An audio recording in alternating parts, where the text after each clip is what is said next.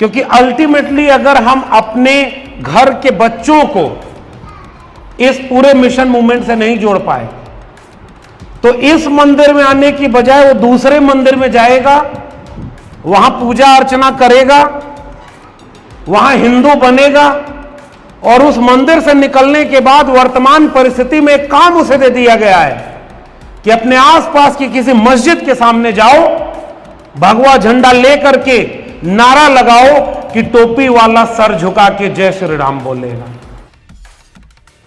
OBC तय ही नहीं कर पा रहा है कि किधर जाए। वो अपने को शूद्र मानता नहीं और ऊपर वो उसको ब्राह्मण क्षत्रिय वैश्य वो अपना मानते नहीं, वो बीच में है। उनके राजवंश थे तो उनके राजा भी थे, वो अपने क्षत्रिय भी कहते हैं। आज वो बड़े कंफ्यूज हैं, इसलिए बहुत झट से हिंदू बन जाते हैं। फूले अंबेडकर मिशन प्रचार मंच करनाल के तत्वावधान में आयोजित इस विशेष आयोजन में मंच पर बैठे हुए लोग और सामने सभी लोगों का हार्दिक अभिनंदन। बाबू मंगत राम सहोत्रा जी, जिनको याद करते हुए, जिनको उनके अपने महत्वपूर्ण कामों की वजह से याद करते हुए आज इस आयोजन में पत्रकारिता की दुनिया में बेहद महत्वपूर्ण शख्सियत होने के नाते मंगत राम जी को और उनके तमाम सामाजिक कामों के चलते आप सब याद कर रहे हैं और आपके जरिए मुझे भी जानने का मौका मिला। मैं उन्हें भी अपनी श्रद्धांजलि पेश करता हूं। तूने साबित कर दिया ऐ हवाए नो बशर, मर्द यूं मोहरे लगाते हैं जमीने वक्त में। इस पंक्ति के साथ आपने मंगत राम जी को याद किया है। हालांकि इसमें एक दिक्कत है, अगर सारी लड़ाई मर्द ही लड़ रहे हैं तो औरतें क्या कर रही हैं? बहुत बड़े बड़े कवियों और लेखकों से भी कई बार ऐसी गलतियां हो जाती हैं। न रहो न निराश करो मन को, कुछ काम करो कुछ काम करो। और नारी के लिए ऐसी कोई पंक्ति आपको नहीं मिलेगी। खूब लड़ी मर्दानी वह तो झांसी वाली रानी थी। तो महिला ताकतवर होगी तो उसको कहा जाएगा मर्दानी है, यानी ताकत का पर्यायवाची कौन हो गया? मर्द। और महिला क्या हो गई? कमजोर है। बहरहाल बहुत सारे इस तरह के सुधार, संघर्ष और अपने समाज को बेहतर बनाने का काम हम जैसे लोगों के जिम्मे है और आज का आयोजन उसी दिशा में एक कड़ी की तरह मुझे लगता है। और आज जो एक विशेष अवसर भी है, बाबू मंगत राम सहोत्रा मेमोरियल पत्रकारिता अवार्ड से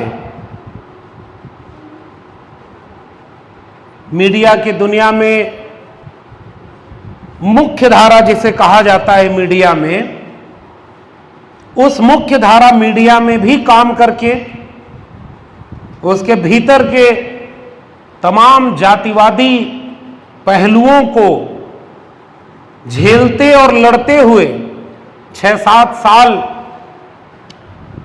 उस मेन स्ट्रीम मीडिया लोग कहते हैं और हम लोग उसे मनु स्ट्रीम मीडिया कहते हैं, क्योंकि उसमें हमारे मुद्दे बहुत गंभीरता से नहीं उठाए जाते। और उसके बाद अपना यूट्यूब प्लेटफॉर्म शुरू करने वाले द शूद्रा और द न्यूज वीक के नाम से शानदार काम करने वाले हमारे मित्र और इस देश में पत्रकारिता की दुनिया में जो बहुत कुछ लोगों का अगर आप नाम लेंगे जो अपने काम की गुणवत्ता और अपनी विचारधारा की स्पष्टता के साथ काम कर रहे हैं, उनमें से एक नाम सुमित चौहान जी का है। मैं उन्हें भी इस मंच से बधाई देता हूं इस सम्मान को जो उन्हें दिया जा रहा है। पत्रकारिता की दुनिया में जो भी काम जिस तरह से हो रहा है वो हमारे सामने है और उस पर बात सुमित जी रखेंगे। मैं तो चाह रहा था इन लोगों को सुन लूं तब मैं अपनी बात रखूं, लेकिन सबसे पहले मेरा ही नाम ले लिया गया। पहले बोलने का फायदा और नुकसान दोनों है। फायदा यह है कि हर विषय पर बोलिए, जो मन करे बोलिए, बाद वाले अपना तय करें कि अब किस पे बोलेंगे।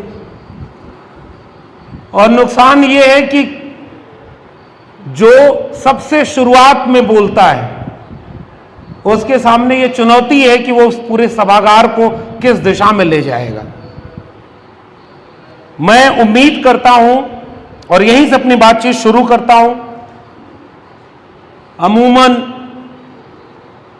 किसी गांव में झगड़ा कराना हो, दो समुदाय को आपस में लड़वाना हो, किसी के खिलाफ नफरत का काम कराना हो, तो आपको वहां अथाह भीड़ नजर आएगी। लेकिन वैचारिक काम में ऐसे ही थोड़े से लोग होते हैं, क्योंकि वैचारिक काम में भीड़ नहीं होती अमूमन। इसलिए ये जो थोड़े से लोग हैं वो जागरूक लोग हैं और वो वक्त के सबसे महत्वपूर्ण जो काम है उसको करने के लिए यहां इकट्ठा हुए हैं। मैं आपसे मुखातिब हूं।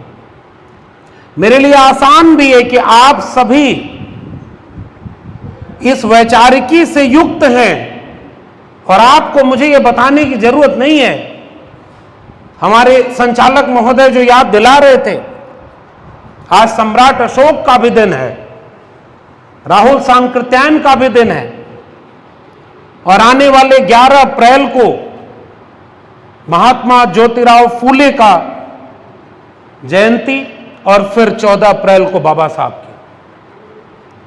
तो इस सभागार में कम से कम मैं वो काम अब नहीं करने वाला हूं कि मैं बताऊं कि ये कौन लोग थे, ये आप जानते हैं। और अब इस काम को करना है सड़क चौराहे पर ले चल करके, लोगों के बीच ले चल करके, और उन्हें यह बात समझानी है कि जिन्हें हम याद कर रहे हैं वो कौन लोग थे। हम लोग अक्सर एक आसान काम चुन लेते हैं, उसमें मैं भी शामिल हूं। हम अक्सर समझाए हुए लोग, जो पहले से समझे हुए हैं, उन्हें ही समझाते हैं बार बार। सब एक दूसरे से जानते हैं संविधान खतरे में और आपस में एक दूसरे से कहते हैं बहुत खतरे में। एक व्यक्ति दूसरे से कहता बाबा साहब ने ये किया, दूसरे ने कहा कि ये किया, और आपस में जो जागरूक हैं वही जागते रहते हैं, कन्विंस्ड को ही कन्विंस कर रहे हैं। और दूसरी तरफ वो लोग हैं जो हमारे आपके लोगों को भी हिंदू बना ले जा रहे हैं, वो दंगा करा रहे हैं। वो हमारे बीच से लोगों को, जिन्हें फूले, अंबेडकर और पेरियार को पढ़ना और उनके मिशन के लिए लड़ना था, उन्हें भी ले जा रहे हैं अपने साथ। उनके वोट से सरकार बनवा रहे हैं और सरकार बनने के बाद अपना सारा काम फूले, अंबेडकर, पेरियार, बिरसा, तमाम अपने बहुजन नायकों के खिलाफ करवा रहे हैं। चाहे संसद में हो, चाहे सड़क पर, हमारे लोगों का हमारे ही खिलाफ इस्तेमाल किया जा रहा है। और हमारे लोग इस्तेमाल इसलिए हो जाते हैं क्योंकि हम अपने जड़ों से नहीं जुड़े। अगर हमारे लोगों को हम अपने जड़ों से जोड़ पाने में कामयाब हो जाते, जो ख्वाब था बाबा साहब का, जो ख्वाब था महात्मा ज्योतिबा फूले का, कि आप अपनी जड़ों को पहचाने और उससे जुड़े रहेंगे, तो आपको कोई बरगला नहीं पाएगा। और यहीं से मैं अपने विषय पर आता हूं। आज इस सभागार में मेरे सामने एक विषय है, संविधान की मूल भावना और वर्तमान परिस्थितियां। सबसे पहले मैं उम्मीद करता हूं कि चूंकि जागरूक लोगों के बीच में यह बात रखनी है, लेकिन बातें दूर तक जाती हैं, इसलिए पहली बात, मैं एक बड़े अच्छे परिसर में खड़ा हूं। आप लोगों ने बहुत शानदार काम किया है। ये वो जगह है जहां बैठकर वैचारिक काम हो रहा है। नाम तो है रविदास मंदिर, लेकिन यहां उस तरफ पूजा अर्चना नहीं होती होगी, मुझे पूरा भरोसा है, क्योंकि वो कल्चर में ही नहीं है। तो इसे एक ऐसी जगह के रूप में आपने बनाया है जहां से वैचारिक काम होता है। इस सभागार में इसके पहले जाने कितने आयोजन हुए होंगे और आगे होंगे।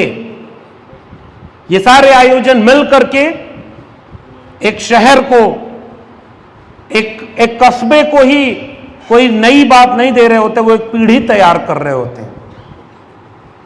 और जिसकी चिंता मुझे यहां है कि इस सभागार में अगर औसत उम्र निकाली जाए तो लगभग 40-50 साल की उम्र के लोग हैं। नौजवानों की संख्या कम है नौजवान, लेकिन कम है। यह हमारी चुनौती है, क्योंकि अल्टीमेटली अगर हम अपने घर के बच्चों को इस पूरे मिशन मूवमेंट से नहीं जोड़ पाए, तो इस मंदिर में आने की बजाय वो दूसरे मंदिर में जाएगा, वहां पूजा अर्चना करेगा, वहां हिंदू बनेगा, और उस मंदिर से निकलने के बाद वर्तमान परिस्थिति में एक काम उसे दे दिया गया है कि अपने आसपास की किसी मस्जिद के सामने जाओ, भगवा झंडा लेकर के नारा लगाओ कि टोपी वाला सर झुका के जय श्री राम बोलेगा। यह वर्तमान परिस्थिति है। जिस दौर में हम आप यहां पर बैठे हुए हैं, इसी समय इसी भारत में हिंदू बनाकर के 80% लोगों को एक तरफ किया जा रहा है। राजस्थान से लेकर के उत्तर प्रदेश तक, आपके हरियाणा से लेकर के दक्षिण में, हर जगह सांप्रदायिकता का जहर फैलाया जा रहा है। कल्पना करके देखिए कि आज के दौर में एक मुसलमान के ऊपर क्या बीत रही होगी। दाढ़ी और टोपी देख करके लिंचिंग हो रही है। ये वर्तमान परिस्थितियां हैं। संविधान कहां बचा है? अगर आपने जितेंद्र मेघवाल जैसे एक नौजवान को केवल इस बात के लिए हत्या कर दी कि उसने मूंछ रखा था और उसकी जाति दलित थी, तो फिर संविधान कहां है? यह वर्तमान परिस्थिति के कुछ घटनाएं हैं। जिस समय इस देश में आंधी चलाई जा रही है हिंदू बनाने की, कि हिंदू राष्ट्र बनाना है, 1925 का संगठन 2025 में 100 साल पूरा करेगा। दुनिया में हिंदुओं का कोई राष्ट्र नहीं है, चलो हिंदू बनाएंगे इस राष्ट्र को, हिंदू राष्ट्र। उस समय एक देश में मुसलमानों को दुश्मन बना करके आपके सामने खड़ा किया जा रहा है। मेरी जिम्मेदारी है कि मैं इस मंच से खड़ा होकर के यह बात कहूं कि भारत का संविधान इस बात की इजाजत देता है कि इस मुल्क का हर नागरिक बराबर है, समान है, और उसमें इस राष्ट्र का कोई धर्म नहीं हो सकता। तो जब हमारे संविधान बनाने वाले डॉक्टर अंबेडकर के नेतृत्व में जो संविधान बना, उन्होंने एक ऐसा ख्वाब देखा कि एक ऐसा भारत होगा जो धर्म निरपेक्ष होगा। उस राष्ट्र में अगर हिंदू राष्ट्र बनाने के लिए मुसलमानों के ऊपर दंगा कराया जाएगा, मारा जाएगा, तो हम जैसे लोगों की जिम्मेदारी है कि वहां खड़े हों और ये कहें कि ये हमारे नाम पर नहीं हो सकता। हम उन कमजोर लोगों के साथ खड़े। इस बात को बेबाकी से कहने का वक्त है। वर्तमान परिस्थिति में अगर मुसलमान मारा जाएगा और हम नहीं बोले, तो हमारे मारे जाने पर कौन बोलेगा? नवाज देवबंदी का एक शेर है, मैं अक्सर ये पढ़ता रहता हूं कि जलते घर को देखने वालों, फूस का छप्पर आपका है, आग के पीछे तेज हवा है, आगे मुकद्दर आपका है। उनके कत्ल पे मैं भी चुप था, मेरा नंबर अब आया, मेरे कत्ल पे आप भी चुप हो, अगला नंबर आपका है। ये संकट है हमारे सामने। इसलिए मैं, और इस संकट के वक्त आप खामोश नहीं रह सकते। आप ये मत सोचिए कि आप मुसलमानों के मारे जाने पर, बदनाम किए और अपमानित किए जाने पर नहीं बोलेंगे, तो जितेंद्र मेघवाल के मारे जाने और अपमानित किए जाने पर उत्तराखंड में एक महिला जो स्कूल में खाना बनाती थी, उसे केवल इस बात के लिए बच्चों ने खाना खाने से मना कर दिया कि उसकी जाति दलित थी, तो इन घटनाओं पर हमारे साथ कौन खड़ा होगा? और उनकी साजिश यही है कि सबको आपस में बांट दो, तभी ना हिंदू राष्ट्र बनेगा। मैं आखिरी में आऊंगा संविधान पर, क्योंकि संविधान ही वह रोशनी है जो इस वर्तमान परिस्थितियों की चुनौती से हमें बचाएगी। क्या हो रहा है वर्तमान परिस्थितियों में? दूसरी बात, एक राष्ट्र बनता कैसे है? मैं दिल्ली विश्वविद्यालय में पढ़ाता हूं और अभी मैं टेम्परेरी प्रोफेसर हूं, परमानेंट भी नहीं हूं। आप लोग तो लिख देते हैं, बोल देते हैं कि दिल्ली यूनिवर्सिटी के प्रोफेसर, और हमारे यहां जो दिल्ली यूनिवर्सिटी में वास्तव में परमानेंट प्रोफेसर हैं, वो नाराज हो जाते हैं कि ये टेम्परेरी प्रोफेसर को लोग बाहर प्रोफेसर कह रहे हैं और हमें कोई जानता नहीं। मैं जानता हूं आपने मुझे यहां इसलिए नहीं बुलाया है कि मैं दिल्ली विश्वविद्यालय का प्रोफेसर हूं, क्योंकि वैसे तो वहां 10,000 लोग हैं। दिल्ली विश्वविद्यालय में सारा मिला ले तो प्रोफेसर 10,000 हैं। मेरी डिग्री देख करके, मेरी पढ़ाने का हुनर देख करके आपने मुझे यहां नहीं बुलाया, वरना मुझसे बहुत अच्छे प्रोफेसर वहां हैं, थोड़े हैं लेकिन हैं। आपने मुझे यहां आमंत्रित किया है तो उसके पीछे वजह केवल यह है कि आपको यह कहीं महसूस होता होगा कि जो लड़ाई हमारी है, बिरसा, फूले, अंबेडकर, पेरियार की लड़ाई, उस लड़ाई को लड़ने वाले हम भी हैं, इसलिए हमें आपने अपने साथ इस मंच पर शरीक किया है, डिग्री देखकर नहीं, प्रोफेसर के नहीं। इसलिए मेरी जिम्मेदारी है, मैं एक विश्वविद्यालय से जुड़ा हूं तो मेरी जिम्मेदारी है कि वक्त के सच को आपके सामने रखूं, उस सच को आपके सामने रखूं जिसे कहने पर मेरे अपने दिल्ली विश्वविद्यालय के प्रोफेसर हनी बाबू को आज भी लगभग 2 साल होने वाला है, जेल में डाला गया है। प्रोफेसर आनंद तेलतुंबड़े, इसी बहुजन वैचारिकी के विचारक, तो प्रोफेसर हनी बाबू ओबीसी हैं तो जेल में रहेंगे।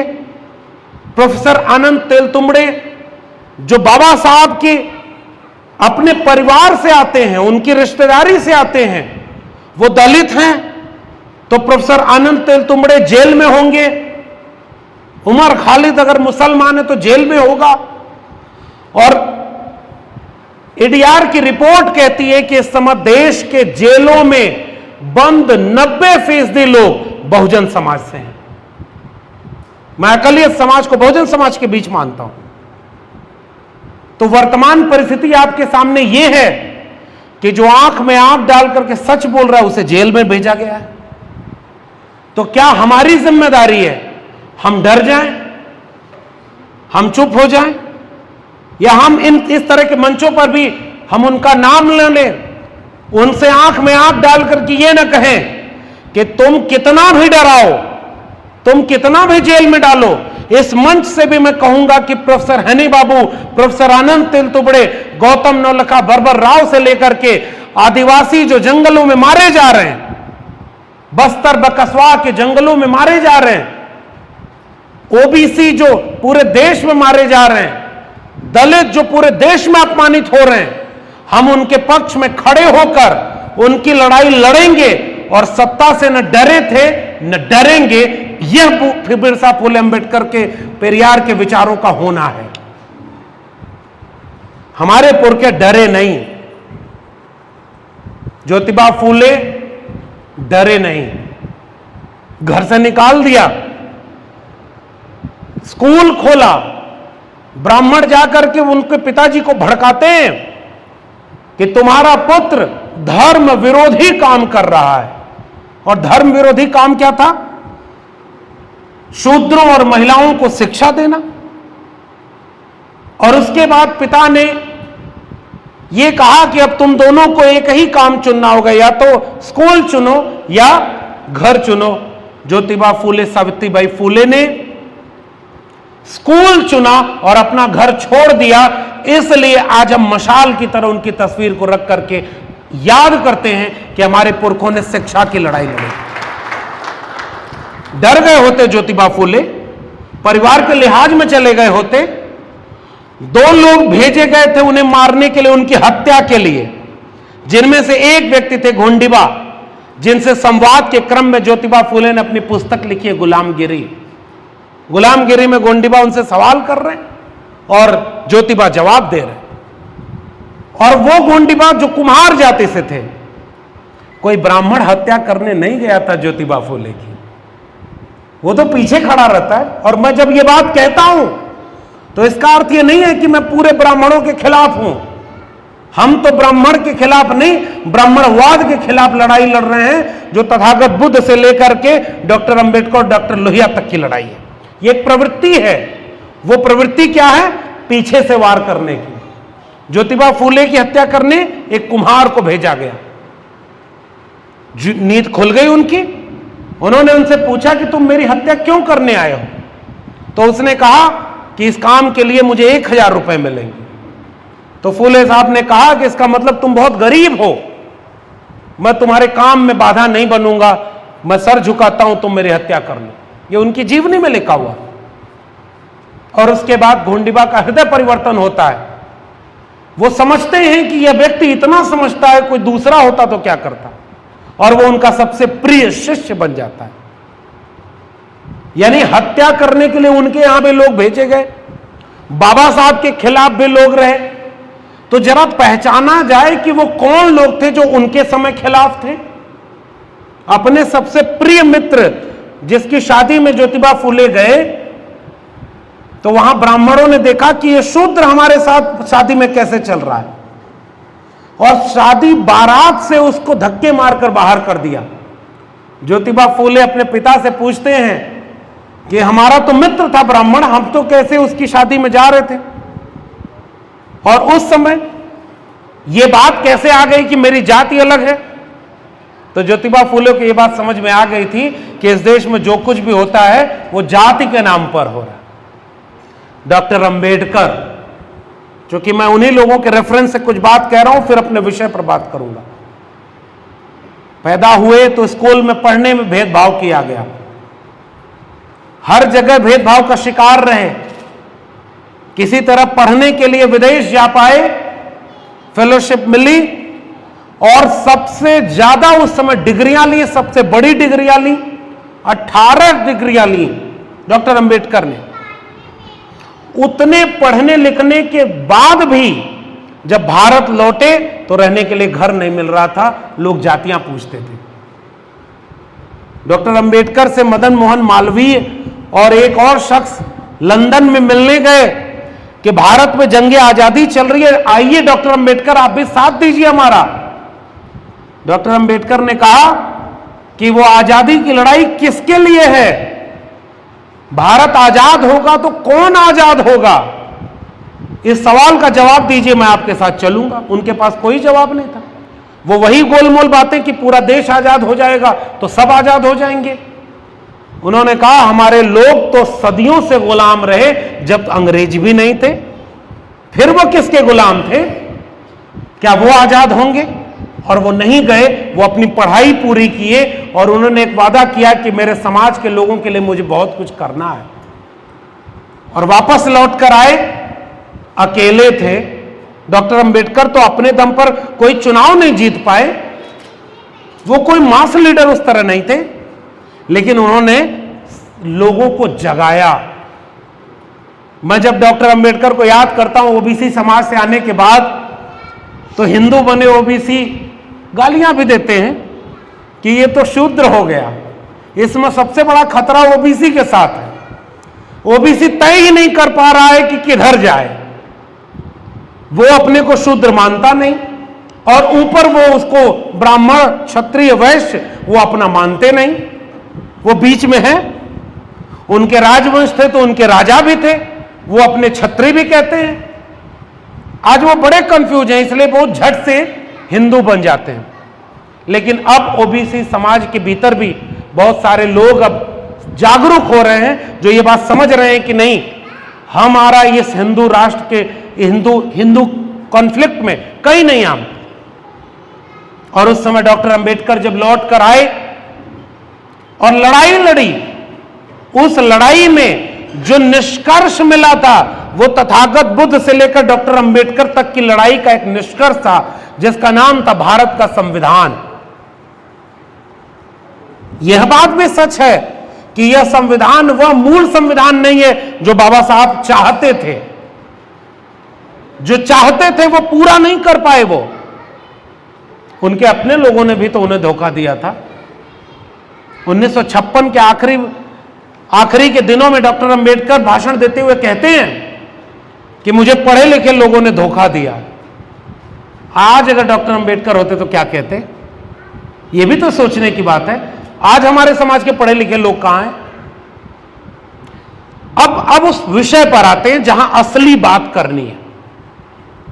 इतिहास की पन्नों को इसलिए भी पढ़ना जरूरी है कि आने वाली पीढ़ियों को कम से कम बताइए तो सही कि फूले कौन थे, पेरियार कौन थे, अंबेडकर कौन थे, वरना उसे पता ही नहीं चलेगा। इसलिए कई बार इतिहास की बातें करना जरूरी होता है।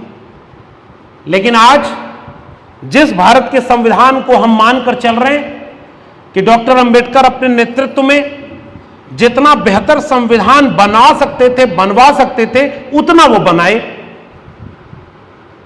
आज क्या वो संविधान बचा हुआ है? डॉक्टर अंबेडकर ने संविधान बनाने के बाद एक बात कही थी कि यह संविधान कागजों का पुलिंदा मात्र है। यह कागजों का पुलिंदा है, इसकी कोई अहमियत नहीं रहेगी अगर इसको लागू करने वाले लोग अच्छे नहीं होंगे। यह बात उन्होंने कही। बीबीसी को दिए अपने इंटरव्यू में वो बड़े गंभीर सवाल उठाते हुए कहते हैं इस देश में लोकतंत्र का कोई भविष्य ही नहीं है।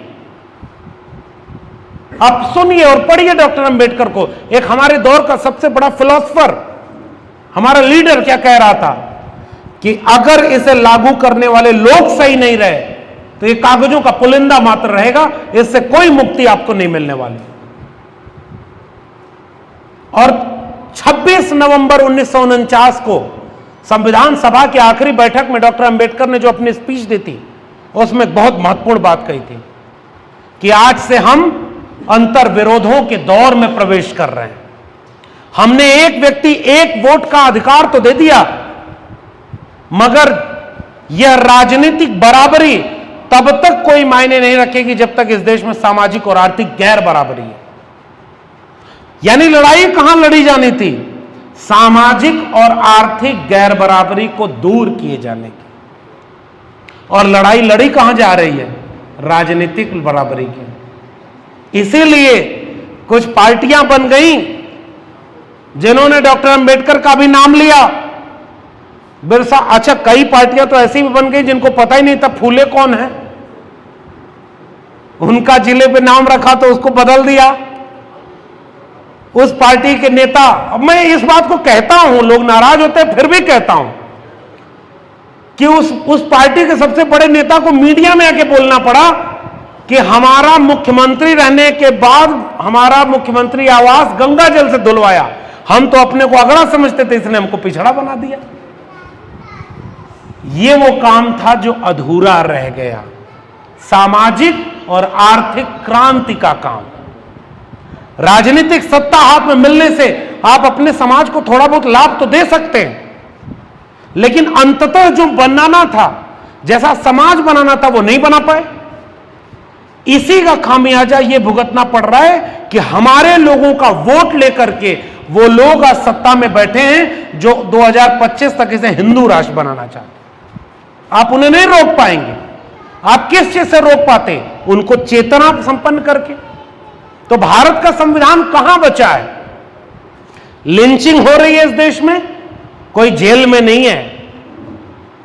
रोहित वेमुला हैदराबाद का एक शोधार्थी, उसकी सांस्थानिक हत्या कर दी गई। उस हत्या के बाद भी कोई जेल में बंद नहीं है। डॉक्टर पायल तड़वी, आपके हरियाणा की एक बच्ची, शायद उसका नाम सुनीता था, जिसकी विश्वविद्यालय, स्कूलों, कॉलेजों में जो जातिगत भेदभाव होता था उसकी शिकार हो गई, कौन है जेल में आज उसके बाद? तो संविधान का मतलब क्या था? एक व्यक्ति एक वोट का अधिकार, लेकिन सामाजिक और आर्थिक गैर बराबरी नहीं दूर की गई। यहां हम चूक गए। इसलिए मैं अपने विषय पर जब बात रख रहा हूं तो मुझे यह चिंता है, और सबसे बड़ा खतरा हमारे सामने क्या है? आज संविधान लागू भी है मगर कहीं भी वो प्रैक्टिस में नहीं है। आज अगर इंदिरा गांधी होती तो पछताती कि इस देश में घोषित इमरजेंसी आपातकाल लागू करने की जरूरत क्या थी। बिना आपातकाल की घोषणा किए हुए भी इस देश में संविधान की हत्या की जा सकती है। वो इस सरकार से सीखना चाहिए, जो लोग हमारे सामने। और आज वो लोग डॉक्टर अंबेडकर के जयंती पर देखिएगा 14 अप्रैल को उनकी मूर्तियों पर माला भी चढ़ाएंगे, डॉक्टर अंबेडकर को भारत का मसीहा भी बताएंगे, महात्मा फूले पर जयंती पर उनको ट्वीट भी करेंगे, लेकिन उनके विचारों की हत्या कर रहे हैं। यह सबसे बड़ी खतरे की बात है हमारे सामने कि हमारे लोग पहचान ही नहीं पाएंगे। मैं आसान भाषा में एक बात कह के जा रहा हूं, अब पूरे संविधान में अधिकार किस बात का मिला? सब बराबर होंगे। मां के पेट से पैदा होने के बाद ही किसी का मुस्तकबिल नहीं लिख दिया जाएगा। आप दलित घर में पैदा हुए तो आपको क्या मिलेगा, आप सवर्ण घर में पैदा हुए तो क्या मिलेगा। यह बंटवारा इसी भारत की देन थी। आर्यावर्ते जम्बू द्वीपे भारत खंडे विश्व गुरु।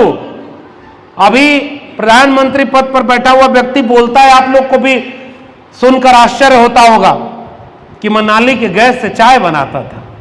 नाली के गैस से चाय बढ़ेगी? गणेश जी पहली प्लास्टिक सर्जरी के प्रैक्टिकल थे। महाभारत काल में इंटरनेट था, आज इंटरनेट है उसकी स्पीड ढंग से दे नहीं पा रहे। महाभारत काल में इंटरनेट था।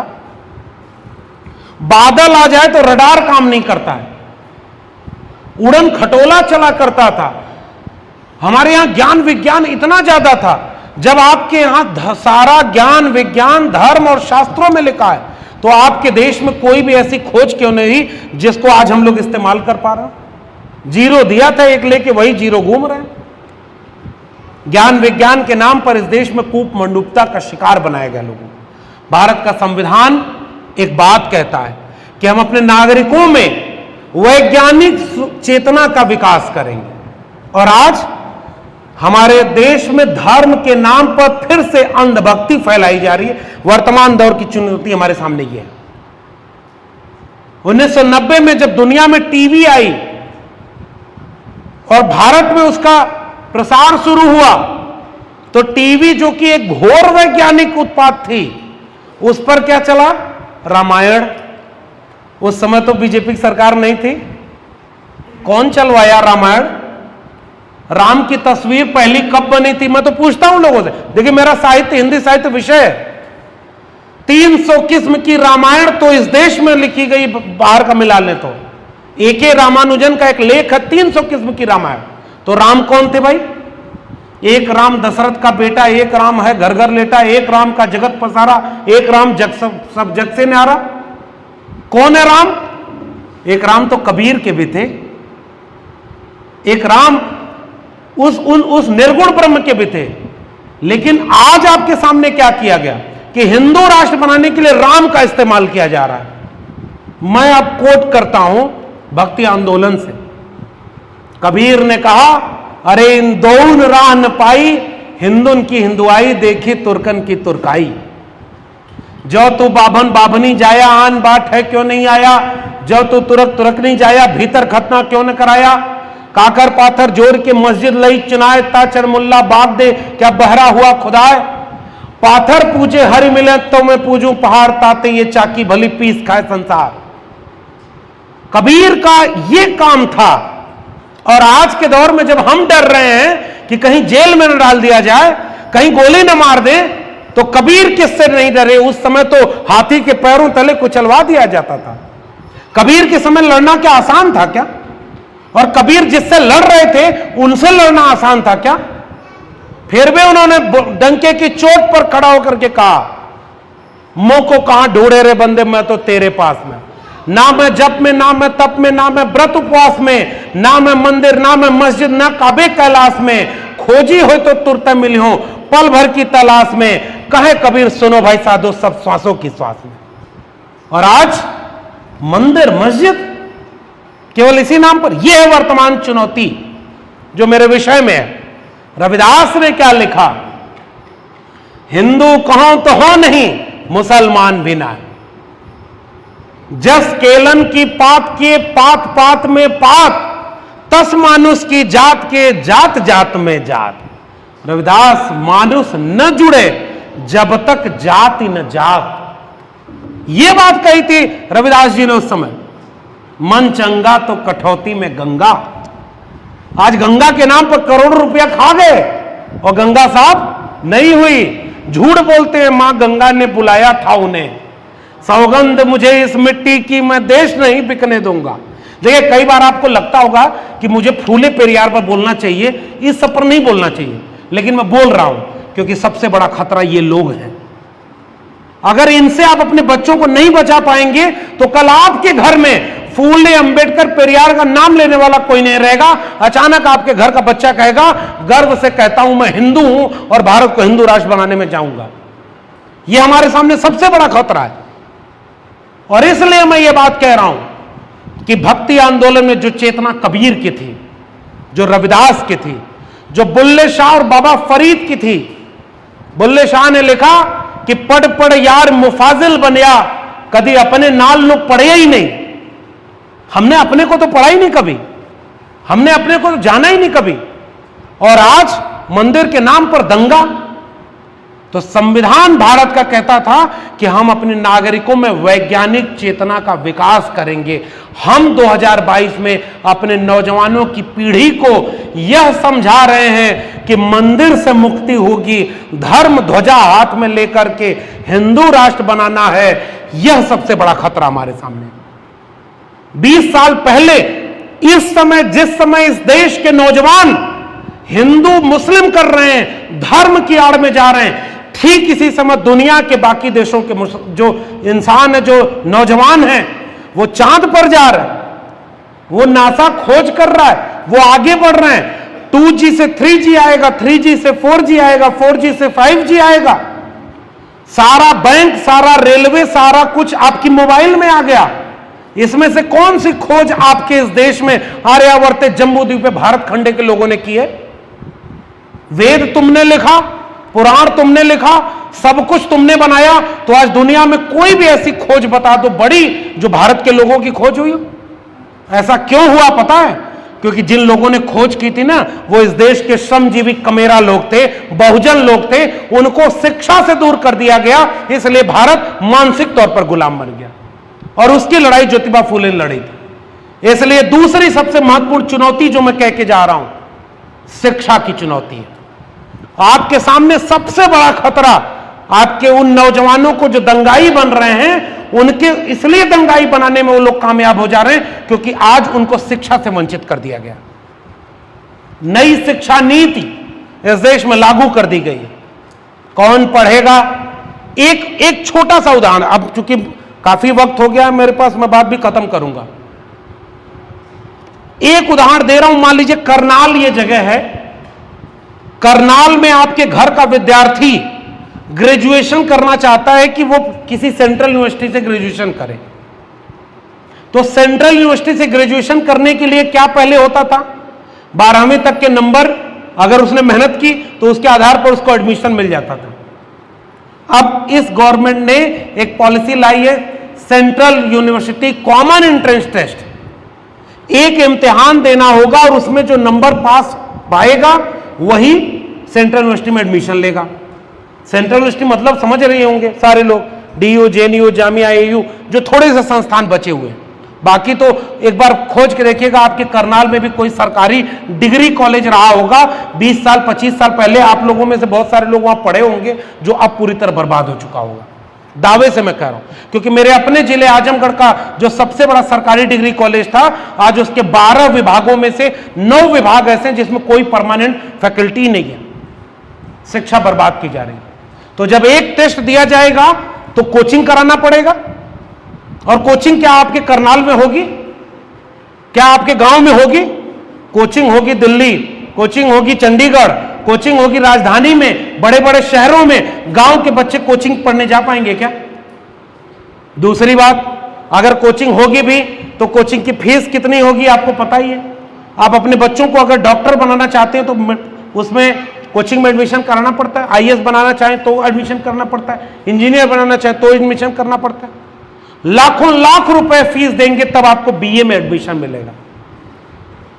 तो पूरी की पूरी शिक्षा व्यवस्था को board of governors closure merger policy बनाई है कि 45,000 डिग्री कॉलेज जो सरकारी हैं अगले 20 साल में उनको बंद करके 15,000 कर दिया जाएगा। क्या ये नहीं, यही नया भारत है? क्या यही अच्छे दिन है? स्कूल जो प्राइमरी स्कूल होते थे वो मर्जर और क्लोजर के तहत कम करके और बंद किए जाएंगे। नए स्कूल और नए विश्वविद्यालय बनाने के दौर में मंदिर बनाने के लिए आपके नौजवानों को इस्तेमाल किया जा रहा है। वर्तमान दौर की ये चुनौती है। ज्योतिबा फूले, डॉक्टर अंबेडकर, पेरियार, इन्होंने शिक्षा की लड़ाई लड़ी थी। मैं दिल्ली विश्वविद्यालय में अभी तक तो प्रोफेसर हूं, मुझे नहीं पता कितने दिन रहूंगा, लेकिन यह सबसे बड़ा खतरा है जो मैं आपके सामने कह के जा रहा हूं। सरकारी शिक्षा को बर्बाद कर दिया गया है और सारी शिक्षा को प्राइवेट हाथों में बेचा जा रहा है। जिसकी जेब में पैसा होगा उसी के बच्चे अच्छी तालीम पाएंगे। क्या यह समानता का भारत है? क्या यह संविधान का भारत है? तीसरा खतरा रोजगार का खतरा है। और तीसरा खतरा रोजगार का क्या है? इस देश में जो नई शिक्षा नीति लागू की गई उसमें कहा गया कि प्लंबर बनाने का, टोटी जोड़ने का और पंचर जोड़ने का काम हम सिखाएंगे स्किल डेवलपमेंट के नाम पर। इस देश में कमेरा लोगों ने अपने हाथ के श्रम से, किसी धोबी को आपको यह सिखाने की जरूरत नहीं पड़ी होगी कि धोबी के पेशे में नया शोध कैसे करें कि वो अच्छे से कपड़ा धोने का काम करें। किसी कुम्हार को आपने सिखाया नहीं होगा कि मिट्टी पहचानने के लिए वो किसी विश्वविद्यालय में एडमिशन लिया होगा। किसी जुलाहा, नाई, मोची, मल्ला, निषाद को, किसी भी इन जातियों को कभी भी किसी ने सिखाया नहीं था। उन्होंने अपने से यह हुनर विकसित किया था और इस सभ्यता को बहुत कुछ दिया था। लेकिन उनकी मुक्ति के लिए ज्योतिबा फूले ने क्या कहा? विद्या बिना मति गई, मति बिना गति गई, गति बिना वित्त गया, वित्त बिना शूद्र भय, और एक अविद्या ने जाने कितने अन्याय कर डाले। डॉक्टर अंबेडकर पढ़ने के लिए गए थे विदेश और उन्होंने कहा था कि शिक्षा वह शेरनी का दूध है, उसे जो पिएगा वो ही दहाड़ेगा। कहना मेरा यह है कि अगर हम अपने लोगों में केवल डॉक्टर अंबेडकर, फूले, पेरियार की माला जपते रहे, उनकी मूर्तियों पर माला फहराते रहे, इससे हम अंबेडकर, फूले, पेरियार के सपनों का भारत न बना पाएंगे और न जो भारत उन्होंने बनाया है उसे बचा पाएंगे। वर्तमान दौर की चुनौतियों में मैंने ये 4-5 बातें आपके सामने रखी। सबसे पहली बात फिर से दोहरा रहा हूं, शिक्षा बर्बाद की जा रही है। आज आप अपने नौजवानों की शिक्षा के लिए चिंतित हो। यह है डॉक्टर अंबेडकर, फूले, पेरियार, डॉक्टर लोहिया के सपनों का भारत, जिसमें सबको अच्छी शिक्षा, निःशुल्क शिक्षा मिलनी चाहिए थी। और भारत का संविधान यह वादा करता था कि राज्य की जिम्मेदारी है कि किसी की जेब में पैसा है कि नहीं, कोई गरीब है, कोई कमजोर है, कोई दलित है, कोई पिछड़ा है, इसके नाम पर उसे शिक्षा न मिले, वह कोई राष्ट्र नहीं है। हमारे सामने सबसे बड़ी चुनौती है कि हमारी पीढ़ियां अब अपढ़ और कुपढ़ पैदा होंगी। दूसरी बात रोजगार की बात है। जो पेशा हमने किया था पुरखों से, उस पेशे के बाद किसी घर में 2 रुपया बचा होगा तभी आप लोग यहां हैं, क्योंकि उन्होंने पढ़ाया होगा आपको।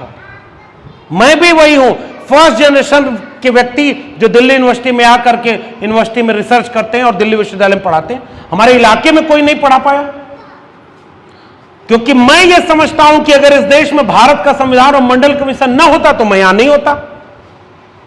अब क्या हो रहा है, भारत का संविधान भी रहेगा, मंडल कमीशन भी रहेगा, लेकिन अब मेरे जैसा कोई और यहां पर पहुंच ही नहीं पाएगा। वो सीढ़ियां तोड़ दी गई हैं जिस पर चढ़कर आप आए होंगे या मैं आया हूं। यह सबसे बड़ा खतरा है। और हमने चूंकि इस पूरी व्यवस्था का लाभ लिया था और हमने अपने आंखों के सामने इसे बर्बाद होने दिया, इसलिए इस पाप में हम भी भागे। तो भारत का संविधान बचा रहेगा किताबों में। जैसे डॉक्टर अंबेडकर उनके लिए हैं मूर्ति में, उनके लिए हैं उन सारे पूजने की जगहों पर, हमारे लिए हैं डॉक्टर अंबेडकर जीने के लिए विचारों में। डॉक्टर अंबेडकर अपने किताबों में हैं। डॉक्टर अंबेडकर व्यक्ति पूजा के विरोधी थे और हमने डॉक्टर अंबेडकर की पूजा करनी शुरू कर दी। आज डॉक्टर अंबेडकर, फूले, पेरियार, हमारे देश के ओबीसी को तो पता ही नहीं है कि पेरियार चरवाहा जाति के थे, फूले माली जाति के थे, साहू जी ओबीसी थे, शिवदयाल सिंह चौरसिया पनवाड़ी जाति से आते थे, चंद्रिका प्रसाद जिज्ञासु ओबीसी थे, पेरियार ललई सिंह यादव जाति में आते थे। उन्होंने क्या कहा था कि बलिदान न सिंह का होते सुना, बकरे बलिवेदी पर लाए गए, न काटे टेढ़े पादप गए, सीधों पर आरे चलाए गए, विषधारी को दूध पिलाया गया, केचुए कटिया में फंसाए गए, बलवान का बाल न बांका बया, बलहीन सदा तड़पाए गए। हम तड़पाए गए लोगों का यह अतीत है। इसलिए पेरियार ललई सिंह यादव को मानने वाला कोई नहीं बचा, राम स्वरूप वर्मा को जानने वाला कोई नहीं बचा, बिहार लेनिन बाबू जगदेव प्रसाद को जानने वाला कोई नहीं बचा कि 100 में डॉक्टर लोहिया ने कहा था पिछड़ा पावे 100 में 60, और आज पिछड़े शब्द कहीं जानते नहीं। जो पिछड़े समाज के लोग हिंदू बन रहे हैं, जो किसी मस्जिद के सामने जाकर आतताई बने हुए हैं, मैं उनसे एक सवाल पूछता हूं कि अगर इस देश में ओबीसी पिछड़े लोग अगर हिंदू थे तो इस देश में 52% मंडल कमीशन की रिपोर्ट करती है कि ओबीसी हैं, तो 52% जज ओबीसी हैं क्या? 52% प्रोफेसर, 52% जज, 52% वकील, 52% उद्योगपति, 52% सरकारी कर्मचारी ओबीसी होने चाहिए थे ना? तो ये ओबीसी का हक किसी मुसलमान ने मारा था क्या? आज अगर 15% दलित हैं उस 1931 की जनगणना में, आज तो बढ़ गए होंगे, तो क्या इस देश के 15% प्रोफेसर, वकील, जज, ब्यूरोक्रेट और अधिकारी दलित हैं क्या? 7.5% आदिवासी हैं क्या? हमारे लोगों को तुम हिंदू बना रहे हो और जहां हमें चाहिए अधिकार वहां हमें अधिकार नहीं दे रहे हो। यह सबसे बड़ा खतरा है। हमें हिंदू बना करके केवल दंगा में इस्तेमाल किया जाएगा। और उन मुसलमानों में भी खोजिए, पसमानदा जाति के मुसलमान जो हैं, उन्होंने नारा दिया था दलित पिछड़ा एक समान, हिंदू हो या मुसलमान। इस देश में सांप्रदायिकता की आग 15% upper caste, upper class male, जो अपर कास्ट के लोग हैं वही आपस में एक दूसरे को लड़वा रहे हैं और एक तरफ सत्ता खड़ी हो गई। जाते जाते आपसे निवेदन यही करके जा रहा हूं कि हम डॉक्टर अंबेडकर, फूले, पेरियार को मानने वाले लोग, जहां से बात शुरू किया था वहीं खत्म कर रहा हूं कि इनसे डरेंगे तो नहीं। डरने की बात इसलिए कर रहा हूं कि हमारे आसपास के लोगों को डराया जा रहा है, उन्हें जेल में भरा जा रहा है, उनकी नौकरियां छीनी जा रही, उन पर जांच बिठाई जा रही है, उनको लगातार कमजोर किया जा रहा है। एक दूसरे को हिम्मत देने की जरूरत है। आइए मुट्ठी बांध करके कहें कि यहां 85% हमारे लोग हैं। हम लोग केवल राजनीति को ही समाज का परिवर्तन मान लिए, राजनीति सब कुछ, और वो पार्टियां चुनाव हार गई तो हम लोग लगता है कि अब तो गया हमारा सब कुछ। उन नेताओं से पूछिए कि वो आपकी विचारधारा पर कितना काम कर रहे हैं। 1925 में बना एक संगठन अपनी विचारधारा से इतना समझौता नहीं किया, हमारे लोग अपनी विचारधारा पर इतना भी अब खड़े नहीं है, इसलिए हमारा सबसे बड़ा नुकसान हो रहा है।